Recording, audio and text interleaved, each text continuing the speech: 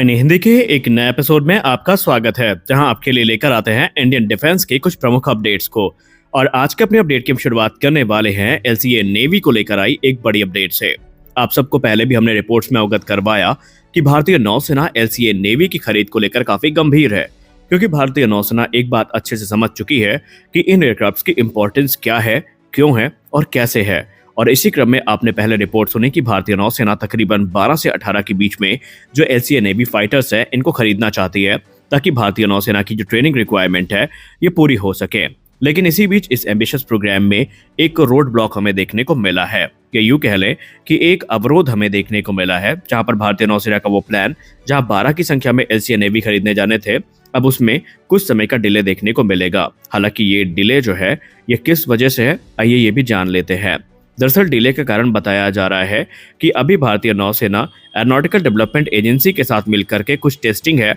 उसको पूरा करना चाहती है, और इस रिगरस टेस्टिंग के बाद ही जो फाइनल कॉन्फ़िगरेशन है ये फाइनलाइज होगी और फिर प्रोडक्शन क्लियरेंस इसको मिलने वाली है। हालांकि पहले तो यही माना जा रहा था कि ये एयरक्राफ्ट शायद और कह सकते हैं इग्नोर किए जाएं, लेकिन भारतीय नौसेना अपने बात को लेकर पूरी तरीके से पक्की है और वो कंफर्म ये कह चुके हैं कि ये एयरक्राफ्ट भारतीय नौसेना की फ्लीट को अवश्य ज्वाइन करेंगे। ये बात हम 2024 की शुरुआत से ही सुनते आए थे और एरोनॉटिकल डेवलपमेंट एजेंसी काफी खुश है, क्योंकि उनका ये कहना है कि भारतीय नौसेना तकरीबन एक स्क्वाड्रन पूरी जो है इनके एक्वायर करने वाली है। पहले भी इसके अलग अलग 2 से 3 जो ट्रेनर वेरिएंट हैं ये बनाए जा चुके हैं, जिसमें से 2 ट्रेनर वेरिएंट जो थे इसमें हमें सिंगल सीट वेरिएंट देखने को मिली थी, और बाद में जो हमें ट्विन सीट वेरिएंट है वो भी देखने को मिला। और ये program twin engine deck based fighter program के लिए भी काफी महत्वपूर्ण है, क्योंकि ये एज अ टेक्नोलॉजी डेमोन्स्ट्रेटर काम कर रहा है, जहां पर बहुत सारी क्रिटिकल टेक्नोलॉजीज विकसित की जा रही हैं, उन्हें टेस्ट किया जा रहा है, जो कि आगे चल के जो twin engine deck based fighter है उसमें यूज किए जाएंगे। अब अगर हम एलसीए नेवी ट्रेनर की बात करें तो इसमें कुछ एडिशनल मॉडिफिकेशंस की रिक्वायरमेंट है, जो कि भारतीय नौसेना की तरफ से की गई है और उस पर काम भी चल रहा है। और इस समय टाइमलाइन को लेकर स्पष्ट रिपोर्ट तो सामने नहीं आई है, लेकिन युद्ध स्तर पर काम चलने की बात सामने आई है, जहां पर एरोनॉटिकल डेवलपमेंट एजेंसी शीघ्र अतिशीघ्र जो कॉन्फ़िगरेशन है इसको फाइनलाइज करेगी और प्रोडक्शन क्लियरेंस को प्राप्त करने का प्रयास करेगी। इंडियन नेवी की बात करें तो इंडियन नेवी के जो एलसीए ट्रेनर हैं इन्हें एक नेक्स्ट स्टेप देखा जा रहा है पायलट ट्रेनिंग के मद्देनजर, क्योंकि हमारे पास जो इस समय हॉक 132 एडवांस जेट ट्रेनर हैं ये निसंदेह पायलट को हैंड्स ऑन एक्सपीरियंस तो प्रदान कर देते हैं, जो कि टेक ऑफ और लैंड करने के लिए ज़रूरी होता है एयरक्राफ्ट कैरियर में। लेकिन ये एयरक्राफ्ट कैरियर में खुद लैंड नहीं कर सकते, यानी जो भी टेस्टिंग अभी तक होती है, जो ट्रेनिंग होती है वो शोर बेस्ड फैसिलिटी पर होती है। लेकिन एलसीए नेवी के आने के बाद चीजें बदलेंगी, क्योंकि LCA navy already aircraft carrier पर लैंड भी कर चुका है और वहां से टेक ऑफ भी कर सकता है, और इसीलिए इसे राफेल एम और ट्विन इंजन डिक बेस्ड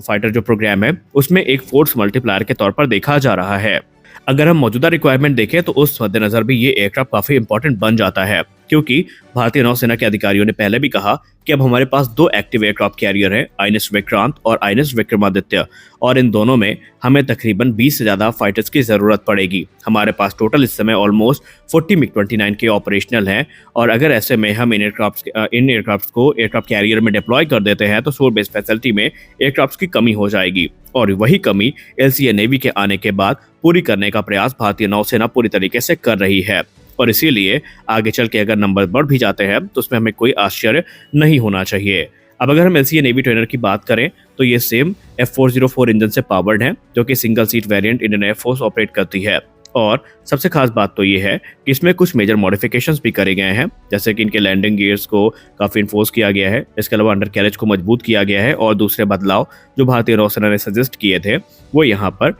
किए गए हैं। हालांकि एलसीए नेवी के ऑर्डर की बात करें तो ये ऑर्डर हमें 2026 के पहले फिलहाल देखने को नहीं मिलने वाले हैं, लेकिन ये कंफर्म है कि पूरी की पूरी एक स्क्वाड्रन भारतीय नौसेना खरीदेगी। भारतीय नौसेना के पूर्व अधिकारियों की बात करें और खासकर चीफ टेस्ट पायलट की बात करें तो उन्होंने पहले भी खासकर जयदीप मौलंकर सर की अगर हम बात करें, जो कि इस प्रोग्राम से काफी ज्यादा जुड़े थे, तो उनका कहना है कि हम एलसीए नेवी के पोटेंशियल को यूटिलाइज करने में कहीं ना कहीं पीछे रहे हैं, क्योंकि अगर भारत की जगह कोई और देश होता तो अब तक बड़ी संख्या में ये एयरक्राफ्ट ऑपरेट भी किए जा रहे होते। क्योंकि जरूरी नहीं है कि आप इन्हें सिर्फ एयरक्राफ्ट कैरियर से ही ऑपरेट करें। अब ऐसा भी नहीं है कि ये एयरक्राफ्ट कैरियर से ऑपरेट किए नहीं जा सकते। हाँ, ये बात अलग है कि फुल पेलोड के साथ एक सिंगल इंजन फाइटर एयरक्राफ्ट जो कि लाइट कॉम्बैट एयरक्राफ्ट कैटेगरी का है, उसको ऑपरेट करना थोड़ा मुश्किल होता है। लेकिन फिर भी जयदीप मौलांकर सर ने कई बार ये कहा है कि आप इसे अलग अलग कॉन्फ़िगरेशन में एक पर्टिकुलर मिशन में यूज कर सकते हैं। फॉर एग्जाम्पल, अगर आप इसको शोर बेस्ड फैसिलिटी से ऑपरेट करते हैं, तब तो आप इसे फुल वेपन पेलोड के साथ ऑपरेट कर सकते हैं और इसमें ब्रह्मोस जैसी मिसाइल जो हैं, ब्रह्मोस एनजी, नज्म एमआर जैसी जो मिसाइल्स हैं, वो इनकॉर्पोरेट की जा सकती हैं। ये अस्त्र बीबीआर मिसाइल्स को भी कैरी कर सकता है। यानी वो सारे के सारे स्ट्राइक पैकेज जो हमें एलसीए तेजस में देखने को मिलेंगे, वो सारी चीजें हमें इसमें भी देखने को मिलेंगी। तो कहीं से भी कैपेबिलिटी वाइज ये एयरक्राफ्ट हमारे लिए बुरा नहीं है। लेकिन आपको बता दें कि एक समय ऐसा भी था 2017 के आसपास, जब भारतीय नौसेना ने कंफर्म कर दिया था कि वो एलसीए नेवी को पहले ऑपरेट करेंगे और बाद में फिर ये पता चला कि फुल पोटेंशियल पे जब इनको यूज नहीं किया जा सकता एयरक्राफ्ट कैरियर से, तो उन्होंने एलसीए नेवी मार्क 2 की बात की थी, जो कि कहीं ना कहीं तेजस मार्क 2 के कैटेगरी का एयरक्राफ्ट होने वाला था। लेकिन फिर अध्ययन शुरू होता है और एक नए एयरक्राफ्ट का प्रपोजल सामने आता है और वो प्रपोजल होता है ट्विन इंजन डिग बेस फाइटर का। और इस समय यह प्रोग्राम अपने सीडीआर को कंप्लीट करने के काफी नजदीक है। हालांकि बीच में जब advance medium combat aircraft program को सैंक्शन किया गया था, तो उस समय भारतीय नौसेना का प्रयास था कि एमका का जो नेवल वेरिएंट है वो बनाया जाए। और आपको याद होगा 2020-21 में काफी ज्यादा इस विषय पर चर्चा हुई थी कि एमका का नेवल वेरिएंट भी भारतीय नौसेना के लिए तैयार किया जाए। लेकिन दिक्कत ये थी कि एरोनॉटिकल डेवलपमेंट एजेंसी ने कहा था कि पहले एयरफोर्स वेरिएंट बन जाने दीजिए, उसके बाद अध्ययन किया जाएगा कि कैसे हम इसको नेवल रिक्वायरमेंट पे यूज कर सकते हैं। क्योंकि जो समुद्री कंडीशन होती है वहां पर एयरक्राफ्ट की जो स्टेल्थ कोटिंग है, इनको नुकसान पहुंच सकता है और इनको रीइंफोर्स करने पर इनका जो क्रॉस सेक्शन है वो प्रभावित हो सकता है और भी जो दूसरी मॉडिफिकेशंस है उनसे इनके स्टेल्थ फीचर पर प्रभाव पड़ सकता है। और इसीलिए उस समय सजेशन दिया गया था कि आप जो ट्विन इंजन डिग बेस फाइटर है, इस पर फिलहाल अपना ध्यान केंद्रित करिए और आने वाले भविष्य में जो नेक्स्ट जनरेशन फाइटर है वो भी आपको बना के दिए जाएंगे। तो इस समय भारतीय नौसेना टेडबीएफ और एलसीए नेवी को लेकर आगे बढ़ रही है और अच्छी बात यह है कि भारतीय नौसेना का प्लान बहुत ज्यादा फ्लक्चुएट नहीं कर रहा है, वो अडिग है अपने कमिटमेंट पर। और यही कमिटमेंट भारतीय वायुसेना अगर दिखाती तो आज हमारे पास भी बड़ी संख्या में एयरक्राफ्ट हो जाते। अब ट्विन इंजन डिग बेस फाइटर की बात करें तो बहुत सारे डेटा उसके, जैसे कि लैंडिंग गियर हो गया, अंडर कैरेज हो गए, वो सारी चीजें हमें एलसीए नेवी से ही प्राप्त हुई हैं। और टेडबीएफ के समय दो अलग अलग वेरिएंट है जिन पर काम चल रहा है। पहला जो वेरिएंट होगा वो स्टोबार वेरिएंट होगा,